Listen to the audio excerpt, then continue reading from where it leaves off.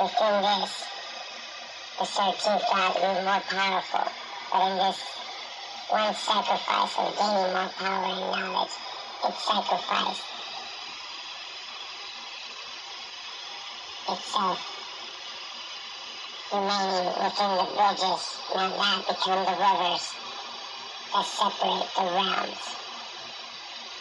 And with this new power and knowledge, the 13th God, along with Chaos God, created three new gods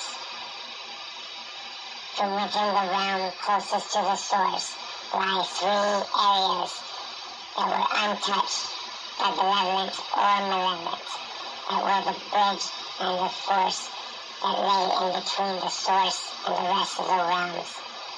One was of pure light, a river that fell from the source.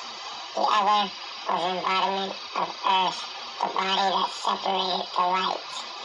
And then in the other was pure darkness, the opposite of the light, the abyss, the void, the part of the source that balanced everything else. Within this three bodies, the main 13 God, along with the Chaos God and other benevolent and malevolent gods, drew their powers together to create the seeds, to create new gods in order to defeat this new evil threat known as the false God and its other malevolent gods. When the seeds were finished, one pair of the seeds was thrown into the light, and within that light the birth of the fire God, the shield, the firstborn king. To some people known, they call him as either Apollo or Jesus, but he is the warrior God, the one with the flame, the light, to help defeat this monster. The second pair of seeds were created and thrown into the body that separated the light from the darkness, and within that body, a form of a pure angelic being is known as the Holy Angel Daughter. Some call her Athena, some the Holy Spirit. But through this body came the light and the wisdom of all the other celestials that were passed on and fell in that part. Within the sacrifice of a few of the malevolence and benevolence, the first and the second children of the gods were given many gifts and talents.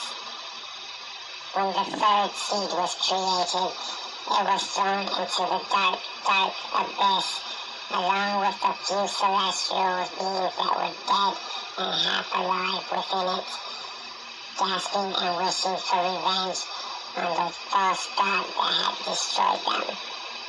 Within that void and darkness, a child was born, something that was never created within the gods, for all gods were born as and matured rapidly into adulthood as they were spiritually enlightened with the knowledge, power, gifts of the source automatically. But this one was different. This one was born out of pure darkness, with the creation of also the Chaos God within it, and the other benevolent and malevolent beings that died within the void. Also, it became one of the most powerful out of the rest of the three new gods. Within this, it was both terrifying and both very, very hopeful to know that it had this type of new god on their side, for it followed its sister and brother, including the mother, without loyalty and devotion. With the three new gods created and set, told with their new found knowledge and skills and abilities, went on to the edge of the 12th dimension to destroy the false god and his malevolence. Within the battle, the false god was deeply destroyed and put to sleep. Within this time period, Chaos and the rest of the malevolent god, along with the new gods, discovered the creation of a false god. Within those creations,